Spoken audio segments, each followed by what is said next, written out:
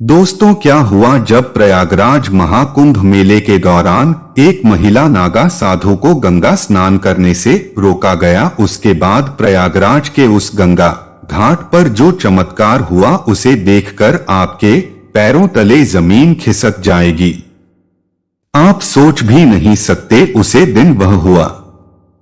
साल 2025 का जनवरी महीना था जब प्रयागराज में महाकुंभ का विशाल आयोजन हो रहा था। दुनिया भर से लाखों श्रद्धालु संत और साधु गंगा स्नान के लिए यहाँ जुटे हुए थे। इस महाकुंभ में हर किसी का एक मात्र उद्देश्य था, मोक्ष की प्राप्ति करना। इसी भीड़ में एक अत्यंत तेज युक्त और दिव्य साध्वी थी। उन्होंने संसार के मोह को त्याग कर एकांत और तपस्वी जीवन को अपनाया था। कहा जाता है कि उन्होंने कठोर तपस्या और साधना से कई सिद्धियां प्राप्त की थी। लोग उन्हें देवी के अवतार के रूप में मानते थे। नदी के प्रति उनका प्रेम और सम्मान असीम था। उनके अनुसार गंगा में स्नान केवल एक शारीरिक क्रिया नहीं थी, बल्कि यह एक आध्यात्मिक प्रक्रिया थी जिससे आत्मा का शुद्धिकरण होता था, परमात्मा से सीधा संबंध बनता था। उन्होंने महाकुंभ में जाने का निश्चय किया तो उन्होंने पहले ही निर्णय कर लिया था कि वे वहां पर कुछ महीने साधना करेंगी और गंगा के पवित्र तट पर ध्यान लगाएंगी। उन्होंने अपनी यात्रा की तैयारी की और एक महीने पहले ही प्रयागराज पहुंच गई। पहली सुबह जब वे प्रयागराज के गंगा घाट पर पहुंची तो माहौल अद्भुत था। सुबह का समय था, करीब 4 बजे जब महामयी गंगाई स्नान करने के लिए घाट पर पहुंची। ठंडी हवा चल रही थी और घाट लगभग खाली था। उन्होंने सोचा कि यह समय उनके दैनिक स्नान के लिए सर्वोत्तम है। जब वे अपने वस्त्र उतारकर गंगा में प्रवेश करने वाली थी तभी वहां पर सफाई करने के लिए नगर निगम के कुछ अधिकारी आए और उन्होंने उन्हें आगे जाने से रोक लिया। उन्होंने कहा, माँ, इस गंगा की सफाई करनी है, अभी आप स्नान नहीं कर सकती। हमारे नियम के अनुसार यह सफाई के लिए निर्धारित समय है। महामयी गंगा ने शांत स्वर में कहा, गंगा माँ सबकी है और यह मेरा नित्य नियम है कि मैं सुबह 4 बजे गंगा में स्नान करती हूँ। मुझे स्नान करने दीजिए। मेरे स्नान से आपकी सफाई प्रक्रिया बाधित नहीं होगी। लेकिन अधिकारियों ने उनकी बात पर ध्यान नहीं दिया। अधिकारी बोली, आपको कुछ समय के लिए इंतजार करना पड़ेगा, बाद में आकर स्नान कर लीजिएगा। महामयी गंगा धैर्य से बोली, यह मेरा नियम है और मैं इसे आज भी नहीं तोड़ सकती हूँ। यह मेरा अधिकार है कि मैं इसमें स्नान करूं। यह सुनकर अधिकारियों में एक अधिकारी को गुस्सा आ गया और वह बोला, तुम्हारी जिद की वजह से हमें परेशानी हो रही है।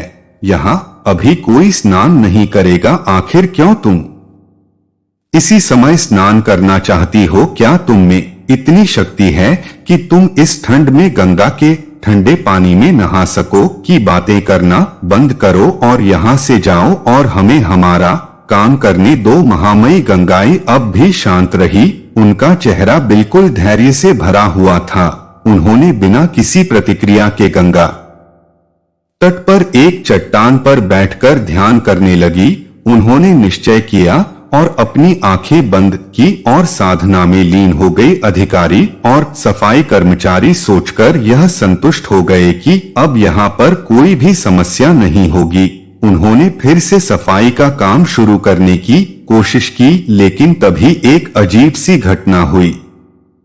सारी की सारी सफाई की मशीनें जो गंगा से कचरा निकालने के लिए लाई गई थी, अचानक से उन्होंने काम करना बंद कर दिया। अधिकारियों ने कई बार मशीनों को चालू करने की कोशिश की, लेकिन कोई भी फायदा नहीं हुआ। मशीनों के खराब होने से अधिकारी घबरा गए। उन्होंने इंजीनियरों की एक टीम बुलाई जिन्होंने मशीन की जांच की, पर कोई भी तकनीकी समस्या नहीं मिली। मशीनें पूरी तरह से ठीक थी, लेकिन वे चालू नहीं हो रही थी। यह देखकर सभी हैरान थे। उसी समय एक सफाई कर्मचारी रमेश पहले कभी महामयी गंगाई से मिला था। उन्हें ध्यान मुद्रा में बैठकर देखकर चौंक गया। वह तुरंत उन्हें पहचान गया। उसने अधिकारियों से कहा, यह साध्वी कोई साधारण साध्वी नहीं है, यह महामयी गंगाई है जिनकी सिद्धियां अद्भुत है। जब मैं छोटा था तब वह एक गंभीर बीमारी से ग्रसित था, तब इन्हीं के आशीर्वाद से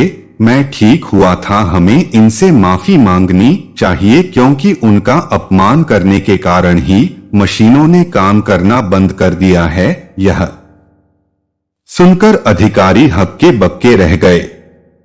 उन्होंने समझ लिया था कि उनका व्यवहार गलत था, उन्हें ऐसा नहीं करना चाहिए था। वे सभी महामयी गंगा के पास गए और उनके चरणों में गिरकर उनसे माफी मांगी। उन्होंने कहा, माँ, हमसे बहुत बड़ी भूल हो गई है, हमें समझ नहीं आ रहा था कि आप कौन है, हमसे गलती हो गई है कि हमने आपको गंगा में स्नान करने से रोका, हमें माफ कर दीजिए, हम आगे से कभी नहीं करेंगे। उन्होंने कहा, माँ, हमसे बहुत बड़ी भूल हो गई है, हमें समझ नहीं आ रहा था कि आप कौन है, हमसे गलती हो गई है कि हमने आपको गंगा में स्नान करने से रोका, कृपया करके हमें क्षमा करें। महान गंगा ने आंखें खोली और मुस्कुराते हुए बोली, गंगा माँ सबकी है और किसी का भी गंगा पर विशेष अधिकार नहीं है। साधुओं का पहला अधिकार होता है क्योंकि वे गंगा की महिमा को समझते हैं, लेकिन यहाँ भी जरूरी है कि हम सब मिलकर एक दूसरे का सम्मान करें। मैं आपको क्षमा करती हूँ। इसके बाद महामयी गंगाई ने गंगा में स्नान किया। जैसे ही उन्होंने गंगा में स्नान किया, उसी क्षण मशीनें फिर से चलने लगी। अधिकारियों और कर्मचारियों की आंखों में आश्चर्य और श्रद्धा थी। वे समझ गए थे कि वास्तव में दिव्य शक्ति से युक्त है। महामयी गंगाई ने अपने तप और साधना